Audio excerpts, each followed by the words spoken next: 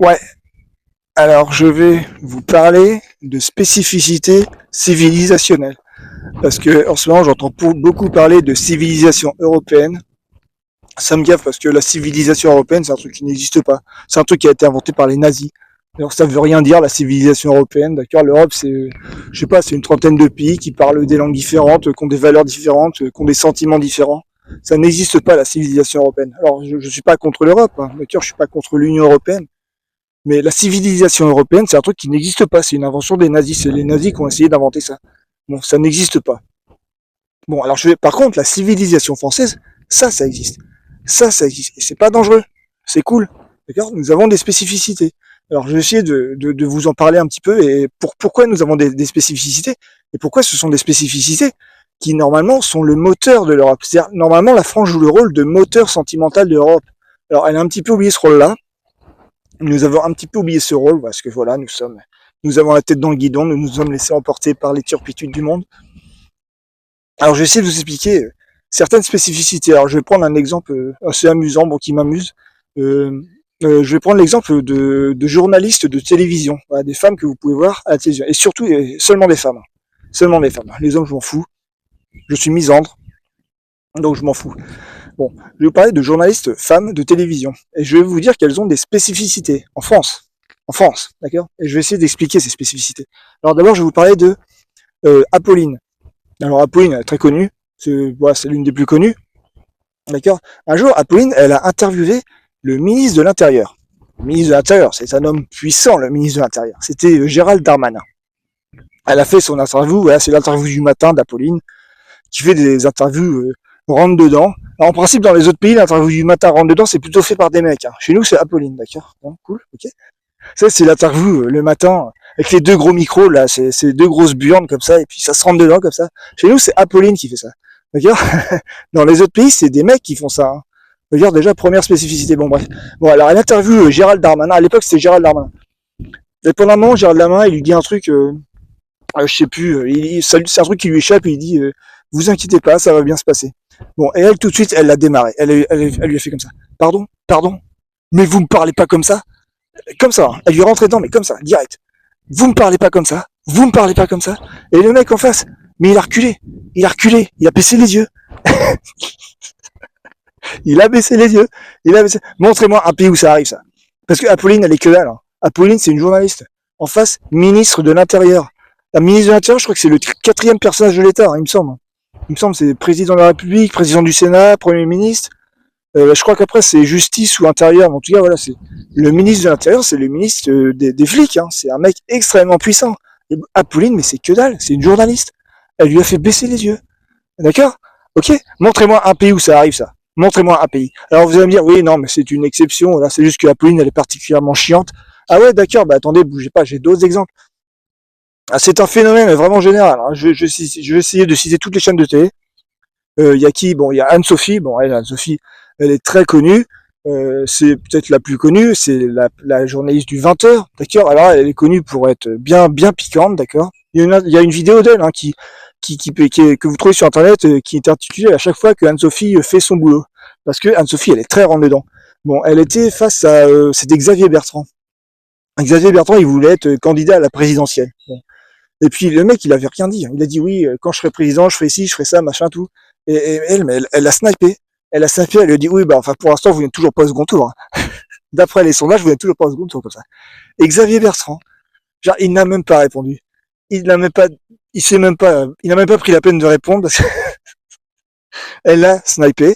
Elle a snipé en plein vol, comme ça. Il a fait comme ça, il a fait. Il a même pas répondu. Alors on entendait ce qu'il pensait. Il devait se dire espèce de peste. Et en plus, elle lui souriait d'un air narquois comme ça, comme ça. Vous voyez Anne-Sophie, mais elle présente le 20h. Mais dans un autre pays, une journaliste comme ça ne présente pas le 20h. Dans un autre pays, le 20h, c'est un truc beaucoup plus consensuel. Chez nous, Anne-Sophie, elle présente le 20h. Alors, je sais pas, il paraît que bientôt, elle va se faire virer, je sais pas. Bon, on verra. Ça serait dommage, elle est cool. Mais vous voyez, elle a snipé un potentiel candidat à la présidentielle, hein, en plein vol. Alors il se trouve que ouais, son parti n'en voulait pas, c'était Pécresse qui est devenue candidate à la présidentielle. On n'empêche que voilà, le mec il avait rien fait, mais elle a snipé, ok. C'est-à-dire, elle est connue pour ça. D'ailleurs, mais dans les autres pays, c'est pas comme ça. Quand vous regardez les télévisions des autres pays, vous vous rendez compte qu'il y a des spécificités chez nous. Hein. Vous vous en rendez compte? Bon, il y a, attendez, je vais vous citer qui. Julie. Julie, c'est sur BFM. Julie, elle a interviewé un député de la République. Un mec en costard, d'accord. Le mec est venu, je sais plus parler. C'était un mec de LFI. Les mecs de LFI en costard, c'est rare. Hein. Bon, non, ils font les clowns. Et pendant un moment, le mec, il lui sort, ouais, vous vous rendez compte, ces gens avec des jobs de merde. Et elle, tout de suite, elle l'a embrayé. Elle a démarré, elle a fait, pardon, c'est quoi un job de merde? J'ai pas bien entendu là. C'est quoi un job de merde? Elle l'a repris comme une maîtresse en fait. Elle a insisté, hein. Elle a insisté. Le mec en face se les calcule. Hein. Voilà, député de la République, journaliste. Alors, que dalle, d'accord? Ben voilà, comme c'est une Française. Genre, les Françaises, elles ont des spécificités. Hein. Oui, il y a comment elle s'appelle, Sonia sur CNews. Voilà, pareil. Bon, voilà, on peut pas. Elle est pareille. Elle s'était faite rentrer dedans par Thomas Legrand. Alors, elle a interrompu son émission. Elle a pris sa feuille, elle a mis ses grosses lunettes d'étudiante, d'accord? Elle lui est rentrée dedans. Elle a snipé. Elle lui dit, ouais, ok, toi tu me rentres dedans, mais moi je te défendrai toujours, même si t'es un con. Alors, elle l'a pas dit comme ça, mais voilà, moi je l'ai entendu comme ça. Hein. C'est vraiment, ce sont des femmes qui sont prométhéennes. Les Françaises sont des femmes prométhéennes. Elles sont des femmes qui sont très affirmées. Alors, il y a d'autres exemples. Il y a sur LCI, il y a Marie-Aline. Alors sur LCI, souvent ils parlent de la guerre en Ukraine. Et donc sur LCI, souvent ils invitent des gradés, des colonels, des généraux, des mecs balèzes, d'accord. Mais comment elle leur parle? Mais comment elle leur parle? Mais comment elle leur parle? mais, mais, mais vous vous rendez pas compte, mais dans un autre pays, mais tu parles pas comme ça en général. Mais comment elle leur parle? Marie-Aline, alors elle est cool Marie-Aline, d'accord, y a pas de souci, j'ai pas de souci, mais comment elle leur parle? Mais elle leur donne des ordres. Une fois j'ai vu, mais elle était devant son tableau, elle montrait une carte, il y avait un général, elle dit, alors général, dites-nous, qu'est-ce qui se passe ici, qu'est-ce qui se passe ici, qu'est-ce qui se passe ici? Le mec en face, mais il était comme ça, les deux mains en avant. Il l'a supplié d'y aller mollo, quoi. Non mais attendez, je vais vous expliquer, on prend notre temps, machin, tout. C'est-à-dire, on voit une journaliste donner des ordres à un général. Mais dans un autre pays, mais tu parles pas comme ça à un général. Oui, c'est-à-dire chez nous, il n'y a pas de souci. Hein.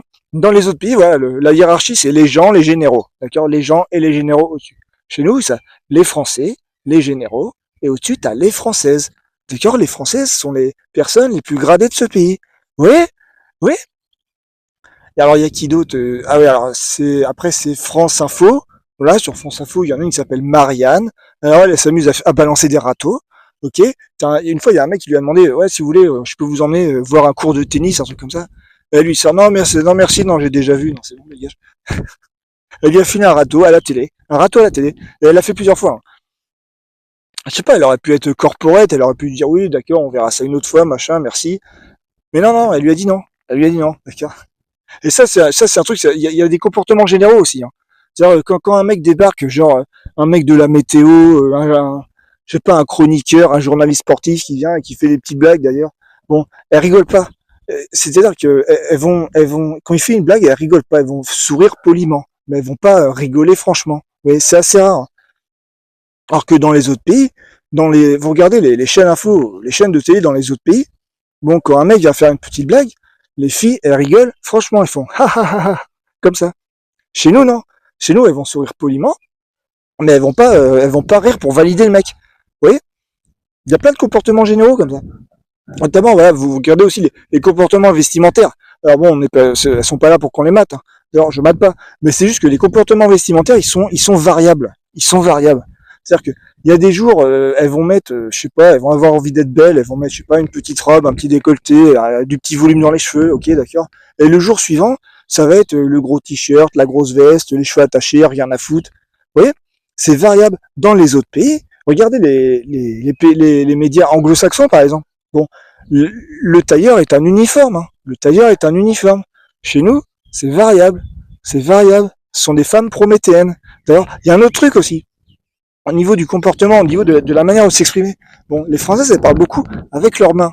Elles ont un langage manuel qui est très visible. À la télé, vous pouvez le voir. et qui est plus expressif que les hommes. C'est-à-dire, en France, les femmes parlent plus avec leurs mains que les hommes. Dans les autres pays, c'est plutôt le contraire. Hein. Dans les autres pays, les femmes sont priées voilà, de rester calmes avec leurs mains, et ce sont les hommes qui parlent plutôt avec leurs mains. Chez nous, non. Chez nous, on considère que les femmes sont plus libres que les hommes, ce qui est normal. Voilà, on considère ça depuis un moment, hein, parce que nous sommes un petit peu le pays de la chevalerie. Alors ça, c'est un truc qu'on a oublié. Voilà. C'est-à-dire, la langue française, et ça c'est lié à la langue française. La langue française est une langue hautement conflictuelle, hautement sentimentale. Donc, qui pousse les femmes à se confronter au monde et aux hommes à se confronter entre eux. Donc, les hommes évitent de parler avec leurs mains, car quand les hommes parlent avec leurs mains, ça a tendance à faire monter la discussion dans les tours. D'accord. Donc, alors que les femmes, elles peuvent le faire autant qu'elles le souhaitent. D'accord, parce qu'on va pas reprocher à une femme de parler avec ses mains. Dans les autres pays, voilà, c'est plutôt des femmes troncs. Hein. En France, les femmes troncs, ça n'existe pas. Hein. Elles parlent beaucoup avec leurs mains, elles sont très expressives. Et voilà, c'est une spécificité. Alors après, on se dit, mais pourquoi c'est comme ça? Pourquoi c'est comme ça? Pourquoi c'est comme ça? Bon, déjà parce que la langue française, qui est une langue hautement sentimentale, bon ça c'est très connu, hein, je veux dire, la littérature française est la littérature la plus sentimentale du monde, d'accord. C'est-à-dire donc en conséquence, voilà, nous sommes une société qui est naturellement plutôt violente, plutôt violente. Bon, il y a des gens qui comprennent pas ça, il y a des gens qui à la télé qui disent oui, comment ça se fait qu'on n'est pas comme les Scandinaves, qu'on n'est pas calme comme les Scandinaves? Bah justement parce que la langue française, c'est-à-dire les Scandinaves, ils ont des langues dégueulasses, ils ont des femmes qui sont éteintes et obéissantes, donc forcément ils se tiennent à carreau. Mais c'est des robots à la con. Quand vous regardez la littérature scandinave, voilà, c'est que des polars à la con, super froids, ça n'a aucun intérêt. Donc voilà, la langue française nous rend comme ça, nous essentialise, elle essentialise les femmes. Oui. Après, bon, je sais bien, bon, il y a des mecs qui vont dire oui, mais les Françaises, elles sont chiantes, elles sont exigeantes. Mais oui, bah effectivement, les Françaises sont les femmes les plus libres du monde. Bon, c'est un petit peu le principe. Et c'est normal. Ça n'est pas un phénomène nouveau lié au féminisme ou des trucs comme ça. Non, c'est normal. C'est comme ça depuis des siècles. Alors, ça a été forgé depuis des siècles. Alors pour expliquer ça, alors je ne sais pas vraiment comment expliquer ça, pourquoi on est comme ça. Et je me dis, bon alors on pourrait expliquer ça en faisant un petit peu de déterminisme géographique. Alors le déterminisme géographique, c'est un truc qui est interdit, hein, c'est un truc nazi. Donc, alors je ne suis pas un nazi, mais bon, je vais faire un tout petit peu de déterminisme géographique d'ailleurs, juste un tout petit peu d'ailleurs. Bon, il se trouve que la France est un pays qui est géographiquement relativement privilégié. D'accord, c'est un pays qui est au bon endroit en fait, au niveau du climat, au niveau des terres disponibles. C'est un endroit plutôt cool. Hein. C'est-à-dire que nos saisons extrêmes, l'été et l'hiver, sont des saisons qui sont plutôt clémentes. Nous avons un été qui normalement n'est pas trop sec, et nous avons un hiver qui normalement qui n'est pas trop froid. Et toutes les saisons sont humides. C'est-à-dire que chez nous, l'herbe pousse toute l'année. Et ce qui fait que nous avons une image depuis très longtemps d'un pays d'abondance. Chez nous, voilà, l'herbe pousse toute l'année. On peut se nourrir alors c'est un truc qu'on a oublié, hein, nous avons oublié le secret des druides. Mais ouais, en France, on peut se nourrir en allant se servir dehors. Hein. C'est possible, si on connaît les herbes sauvages un petit peu, on peut se nourrir. Nous avons l'idée que ce pays est un pays de cocagne, un pays d'abondance. Et ce qui fait que nous avons moins le sens de la propriété que les autres. Et ça, voilà, bah, on voit les conséquences. C'est-à-dire, en économie, on est nul. En capitalisme, on est nul. Et c'est normal, d'accord. C'est comme ça. Je veux dire, on est comme ça. C'est-à-dire, nous avons une image de ce pays qui est un pays d'abondance. C'est comme ça depuis des siècles. Il paraît que et du coup, bah, comme nous avons moins le sens de la propriété, nous avons moins le sens de la propriété sur les femmes. Vous voyez? Donc, du coup, bah, effectivement, les Françaises, elles sont chiantes, elles sont casse-couilles. Mais voilà, c'est normal et c'est cool. Je veux dire, moi, j'aime bien avoir, c'est bien qu'on ait des femmes comme ça. Alors, effectivement, il y a des mecs, ils aiment pas ça. Ils disent, ouais, mais les Françaises sont chiantes, moi, j'arrive pas à en avoir une. Donc, je vais aller m'en chercher une ailleurs. Il y a des mecs qui font ça. Hein. Bon. Mais le problème, c'est ça, c'est un truc que j'ai vu. Hein. Il y a des mecs, bon, ils se disent, bon, les Françaises, elles sont chiantes, je vais en chercher une ailleurs. Je vais en chercher une au bled. Je vais en chercher une dans les pays de l'Est, je vais en chercher une en Asie, je vais la ramener là, comme ça elle va m'obéir, elle va arrêter d'être chiante. Elle va dire, ouais, mais en fait, ça marche pas.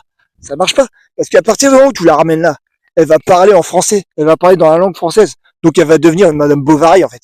Donc à partir du moment où elle va parler dans la langue française, la langue la plus sentimentale du monde, la langue qui permet d'exprimer tous les sentiments des plus extrêmes sur tous les, des deux extrémités du spectre, et dans toutes les nuances.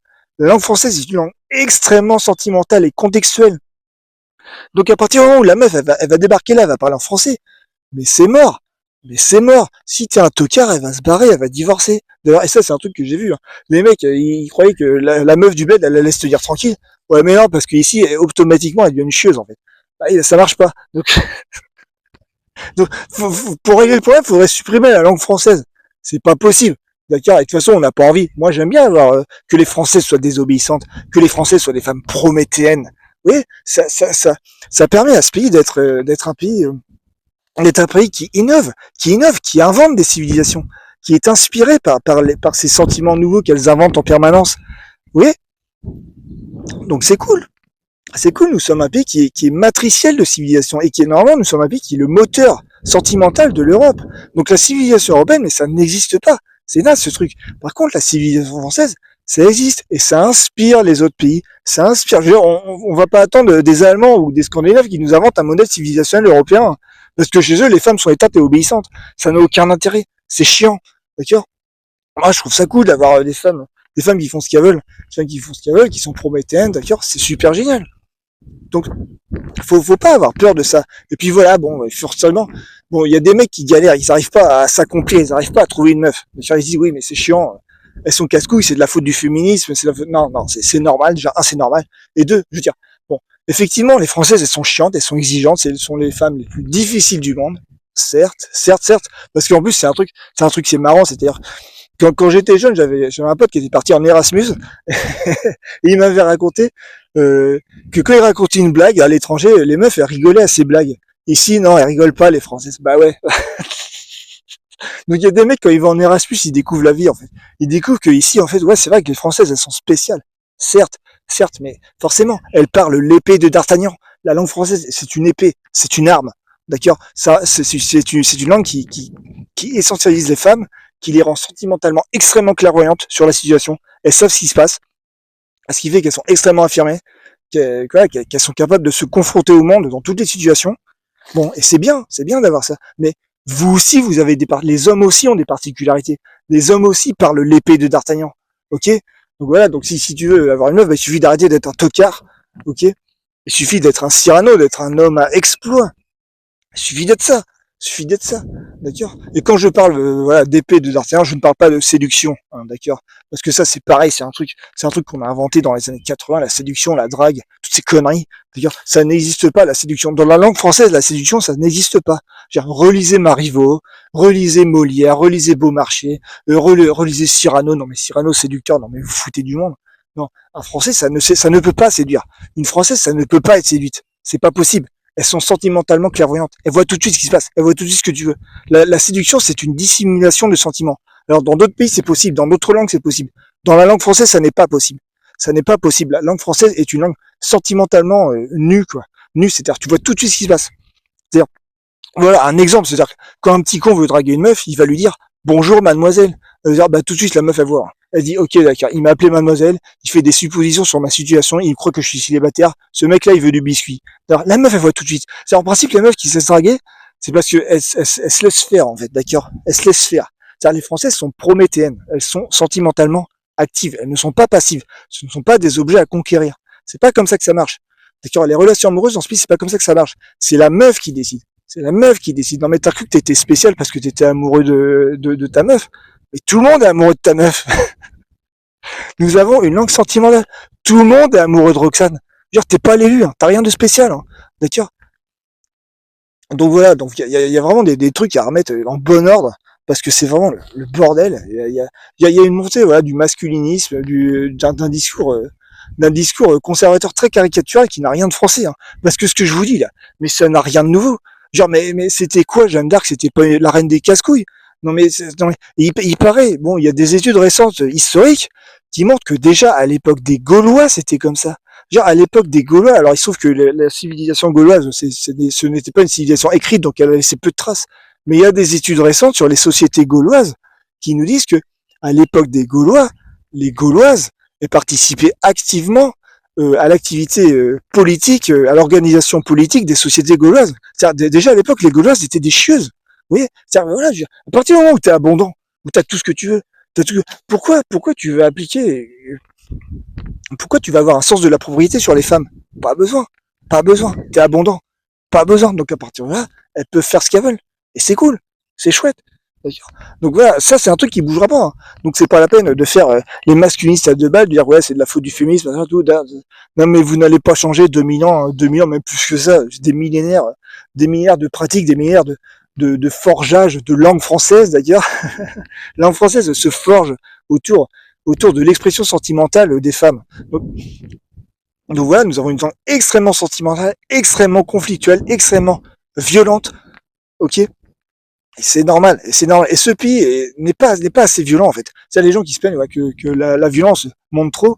Non, non, non, c'est un retour à la normale. La violence ne monte pas assez. Il faut qu'elle monte plus que ça. La violence va monter plus que ça. Nous sommes hostiles à tout système de paix entre les hommes. Car quand les hommes font la paix entre eux, qu'est-ce qui se passe? Eh bien, ils voient les femmes comme une source de trouble. Non, les femmes ne sont jamais une source de trouble. Les femmes sont toujours la solution. Toujours. Et pour que les femmes ne soient jamais vues comme une source de trouble, les hommes doivent monopoliser les troubles sur eux-mêmes. C'est-à-dire, les hommes français doivent être extrêmement conflictuels entre eux. Nous sommes le pays des duels, nous sommes le pays, voilà, de la joute verbale. Nous sommes vraiment un pays extrêmement violent, hein. D'ailleurs, historiquement, dans la culture populaire, il y a beaucoup de violence dans la culture populaire française, c'est un truc qu'on a oublié. Bon, mais ça remontera, hein. Ça remontera. C'est fini le néolibéralisme. C'est fini, hein, les mecs en costard cravate là qui viennent m'expliquer ce que c'est que la France, que c'est fini de faire du poids ne rien foutre, hein. Ce pays va retrouver ses sentiments, d'accord. Ça va être marrant. Ça va être marrant, hein. Moi, j'en ai marre des mecs déguisés en James Bond à la télé qui me racontent ce que c'est que ce pays. Vous ne savez pas ce que c'est que ce pays. Vous ne savez pas ce que c'est que ce pays, d'accord. Des mecs déguisés en James Bond, super élégants, super sensuels, machin, qui m'expliquent ouais, la France est ci, la France est ça. Non, non, non, non. Déjà, commence déjà par être français, mon pote, d'accord.